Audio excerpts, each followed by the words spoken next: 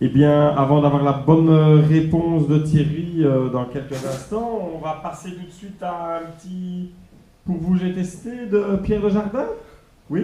Et un petit générique pour lancer le tout.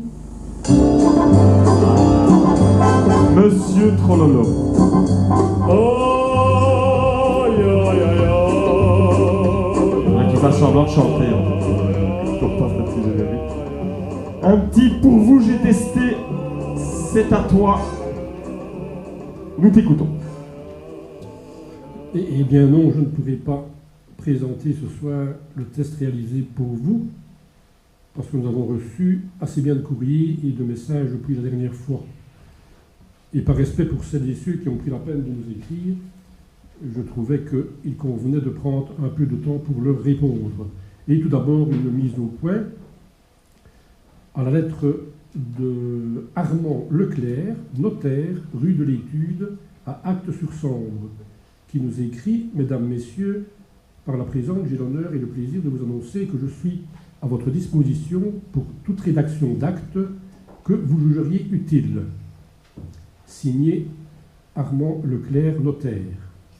Et sous la signature, cette petite mention « Approuver une rature sur cette page et un paraphe ».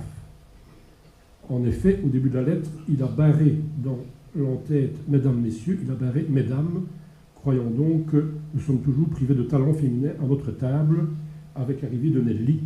Ce n'est plus le cas, il n'a donc plus barré cette mention. Cher Monsieur Leclerc, je vous signale que quand je dis « pour vous, j'ai testé », il s'agit de réaliser des tests et pas de faire un testament, une donation, un legs. Pas besoin donc d'actes notariés. Et d'autre part, nous vous signalons que nous sommes complètement responsables de nos actes que nous assumons sans réserve. Toutefois, pour ce qui est des dons et des legs, nous acceptons volontiers, même des dons anonymes, et à l'avenir, nous renseignerons notre numéro de compte sur Internet. Voilà pour cette mise au point. Alors, curieusement, dans les autres messages reçus, presque une dizaine peuvent se résumer plus ou moins comme ceci. Pour nous, pourriez-vous tester la fin dernière de l'homme? Alors, la fin dernière de l'homme, oui. Bon, bien sûr, d'un côté, la fin dernière de la femme, c'est pas vraiment de mon ressort. Quoique. Il y a quelque temps déjà, un soir de crise, je me suis surpris à penser que je serais bien tenté de tester la fin dernière de ma femme. Mais cette idée n'a fait que m'effleurer, juste une pensée furtive, elle n'a pas fait long feu. Et je me suis rendormi comme Bernard Westphal. La fin dernière de l'homme. Je vous rappelle que nous sommes dans le cadre d'un test objectif, donc pas question ici de partir dans des discussions philosophiques sur l'au-delà, la vie éternelle, le purgatoire, etc. Et donc, ma première démarche a été la consultation de témoins directs et dignes de foi, croyants ou incroyants d'ailleurs.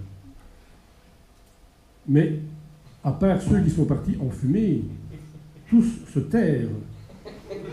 C'est la loi du silence.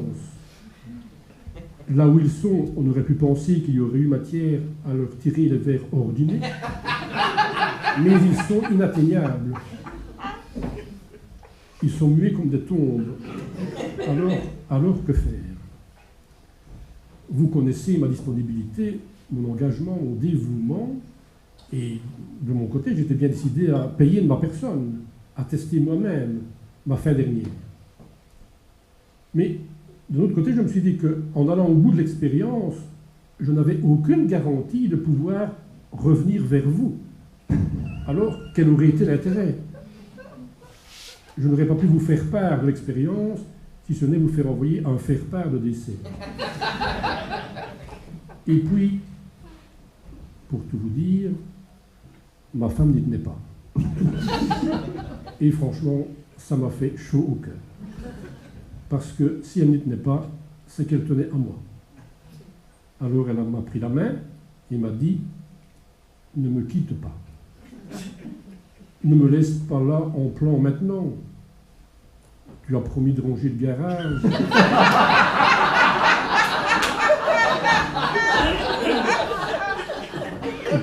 puis tu as vu ton bureau, il y a des papiers partout, ça déborde dans les vignes. Et qui ira chercher les croissants dimanche matin? Qui sortira les poubelles? Qui me grattera le dos? C'est chouette de s'en dérouter. Alors elle m'a dit aussi, et puis nous avons encore 3 enfants aux études, et c'était pas le moment de faire des frais, tu sais.